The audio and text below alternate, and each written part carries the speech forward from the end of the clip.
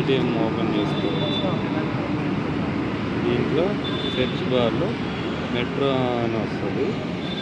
ఆ మెట్రో అనేది క్లిక్ చేస్తే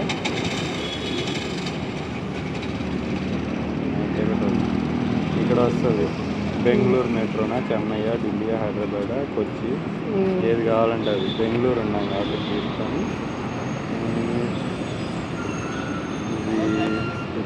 ఇక్కడ టికెట్ ఆల్రెడీ బుక్ అయ్యింది, అందుకని అట్లా వస్తుంది. ఇక్కడ వచ్చేసి మెట్రో క్యూఆర్ టికెట్ అని వస్తుంది.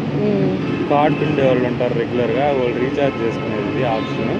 లేదంటే కొత్తగా అప్పటికప్పుడు చేసుకోవాలంటే మెట్రో క్యూఆర్ టికెట్ అని ఇది క్లిక్ చేస్తే ఎక్కడి నుంచి ఎక్కడి వరకు స్టేషన్స్ అని అడుగుతుంది. రమ్మని కొడితే లిస్ట్ వస్తుంది. ఆ లిస్ట్లో చూసుకోవచ్చు. లేదా సెట్ చేసేసి వైట్ ఫీల్డ్ అని కొడితే ఇట్లా వస్తుంది.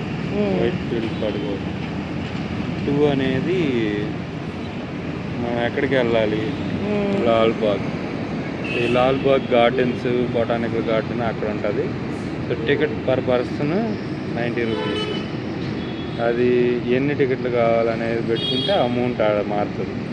ఒక టికెట్ అంటే ఒకటి 2, 4, ఒకటి 360 పడుతుంది. అట్లా పేమెంట్ చేసుకోవాలంటే ఇట్లా ఆప్షన్స్ వస్తాయి.